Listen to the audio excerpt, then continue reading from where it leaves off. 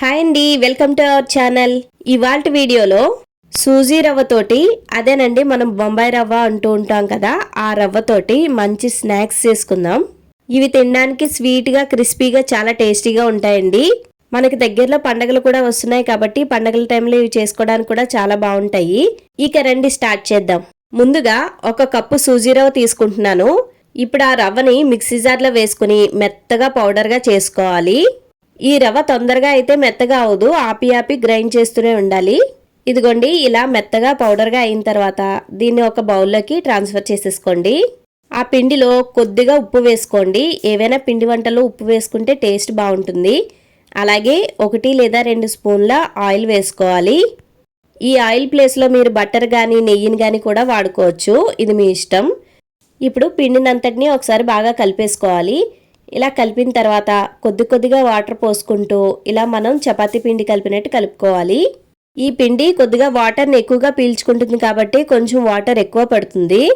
చూడండి, ఇలా చపాతీ ముద్దలాగా కలిపేసుకుని దీన్ని ఒక అరగంట పాటు పక్కన పెట్టుకోండి, బాగా నానుతుంది. ఒక అరగంట తర్వాత ఒక ముద్దను తీసుకుని చపాతీ ప్లేట్ మీద మనం చపాతీ చేసుకున్నట్టే చేసుకోవాలి. చపాతీలు చేసేటప్పుడు గోధుమ పిండి కానీ మైదాని కానీ ఇలా జల్లుకుంటూ చేసుకోవచ్చు, ఇది మీ ఇష్టం. ఈ చపాతీని మీరు ఎంత వీలైతే అంత సన్నగా చేసుకోవాలి. మరీ లావుగా చేశారంటే ఇవి లోపల సరిగ్గా వేగవు. సో వీలైనంత వరకు సన్నగానే చేసుకోవడానికి ట్రై చేయండి. మీరు ఈ స్నాక్స్ని మైదాతో కూడా చేసుకోవచ్చు, కాకపోతే అవి ఒక టేస్ట్ ఉంటాయి. ఇవి సూజీ రవ్వతో చేసినవి ఒక టేస్ట్లో ఉంటాయి అన్నమాట. ఇదిగోండి, చపాతీని ఇలా చేసిన తర్వాత సూది మొనగా ఉండే గ్లాసుని కానీ బాక్స్ మూతను కానీ తీసుకుని ఇలాగ రౌండ్ షేప్లో చేసుకోవాలి. ఇవి సైజు అయితే మీ ఇష్టం, మీరు ఏ సైజులో కావాలంటే ఆ సైజులో చేసుకోవచ్చు. నేనైతే కొంచెం చిన్న సైజులోనే చేసుకుంటున్నాను. ఇదిగోండి, ఇలా ఒత్తేసిన తర్వాత మధ్యలో ఉన్న పిండిని మొత్తం తీసేసుకోవాలి. అప్పుడు ఇలా రౌండ్ షేప్స్లా వస్తాయి. ఇప్పుడు వాటిని ఒకటి తీసి చూపిస్తాను, చూడండి, చక్కగా రౌండ్గా వచ్చింది. ఇప్పుడు ఈ పూరీలు ఆయిల్లో వేస్తే పొంగకుండా ఉండడం కోసమని ఒక ఫోర్క్ తీసుకుని వాటికి రంధ్రాలు పెట్టుకోవాలి. ఇలా రంధ్రాలు పెట్టుకోవడం వల్ల అవి ఎక్కువ పొంగకుండా చక్కగా క్రిస్పీగా వస్తాయి. ఇప్పుడు ఈ బుల్లి చపాతీల మీద ఆయిల్ కానీ నెయ్యిని కానీ వేసుకొని మొత్తం స్ప్రెడ్ చేసుకోవాలి. ఆయిల్ రాసుకున్న చపాతీల పైన గోధుమ పిండిని కానీ లేదంటే మైదా పిండిని కానీ ఒకసారి జల్లుకోవాలి. ఇలా ఆయిల్ రాసి పిండి జల్లడం వల్ల అవి పొంగుకుంటూ చక్కగా వస్తాయన్నమాట, క్రిస్పీగా.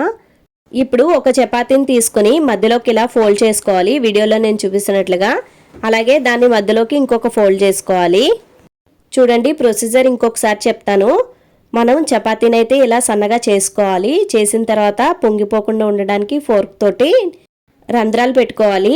రంధ్రాలు పెట్టిన తర్వాత దానిపైన కొద్దిగా ఆయిల్ వేసుకొని పొడిపిండి జల్లుకోవాలి. ఆ తర్వాత వీడియోలో నేను చూపిస్తున్నట్లుగా సగానికి మడుచుకోవాలి. అలాగే ఇంకొక ఫోల్డ్ కూడా చేసుకోవాలి. అలా 2 ఫోల్డ్ చేసుకుని అన్నిటినీ ఇలా రెడీ పెట్టుకోవాలి. ఇప్పుడు పొయ్యి మీద ఒక కడాయి పెట్టుకుని ఆయిల్ వేసుకొని ఆయిల్ బాగా హీట్ అయిన తర్వాత దాన్ని మీడియం ఫ్లేమ్లో పెట్టుకుని మనం ఫోల్డ్ చేసుకున్నవన్నిటినీ కూడా ఒక్కొక్కటిగా ఆయిల్లో డ్రాప్ చేసుకోవాలి. వీటిని వెంటనే మాత్రం కదిలించద్దు, ఆయిల్లో బబుల్స్ కొంచెం సెట్ అయిన తర్వాత అప్పుడు కలుపుకోవాలి. ఇవి వేగడానికి కూడా ఎక్కువ టైం ఏం పట్టదు, తొందరగానే వేగిపోతాయి. ఇదిగోండి, ఆయిల్లోంచి అవి కొంచెం పైకి తేలాయి. ఇప్పుడు వాటిని తిరగేసుకుంటూ ఉండాలి. ఇవి వేయించుకునేటప్పుడు మీడియం ఫ్లేమ్లోనే వేయించుకోండి, లేకపోతే పైన వేగిపోతాయి, లోపల సరిగ్గా వేగం అనమాట మడతల్లో. ఇదిగోండి, ఇలా గోల్డెన్ కలర్ వచ్చిన తర్వాత తీసేసుకోవడమే. ఇలా మిగిలిన అన్నిటినీ కూడా వేయించేసుకుని పక్కన పెట్టేసుకోండి. ఇప్పుడు మనం పాకం కోసం పొయ్యి మీద ప్యాన్ పెట్టుకుని ఏ కప్పుతో అయితే రవ్వ తీసుకున్నామో దానికి 3/4 చక్కెర తీసుకోవాలి. చక్కెరని ప్యాన్లో వేసేసుకోవాలి. ఇప్పుడు చక్కెరలో 1 వంతు వాటర్ పోసుకోవాలి. చక్కెరని ఏ కప్పుతో అయితే తీసుకున్నామో ఆ కప్పుతో 1/4 వాటర్ పోసుకోవాలన్నమాట. ఒకసారి మెజర్మెంట్ చెప్తాను వినండి. 1 కప్పు రవ్వకి 3/4 కప్పు పంచదార, 1/4 కప్పు వాటర్ పోసుకోవాలి. పాకం ఇలా దగ్గరికి వచ్చిన తర్వాత దానిలో కొద్దిగా ఇలాచీ పౌడర్ వేసుకుని కలిపేసుకుని వీడియోలో నేను చూపించినట్లు పాకం ఇలా వస్తే వెంటనే స్టవ్ ఆఫ్ చేసేసుకుని దాన్ని దింపేసుకుని పక్కన పెట్టేసుకోండి. ఇప్పుడు ఆ పాకంలో మనం ముందుగా వేయించి పెట్టుకున్న అప్పడాలు ఉన్నాయి కదా, వాటిని కొద్దిగా వేసుకుంటూ ఇలా కలిపేసుకుని నెమ్మదిగా 1 నిమిషం పాటు ఉంచేసి వాటిని తీసేసుకోవాలి. అలాగే మిగిలినన్నిటిని కూడా వేసేసుకొని ఒక ప్లేట్లో 1/2 గంట పాటు పక్కన పెట్టేసుకోండి.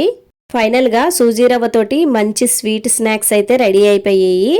ఇవి తినడానికి చాలా స్వీట్గా కరకరలాడుతూ చాలా బాగుంటాయండి. తప్పకుండా మీరు ట్రై చేయండి. ఈ వీడియో కనుక నచ్చినట్లయితే లైక్ చేయడం అస్సలు మర్చిపోవద్దు.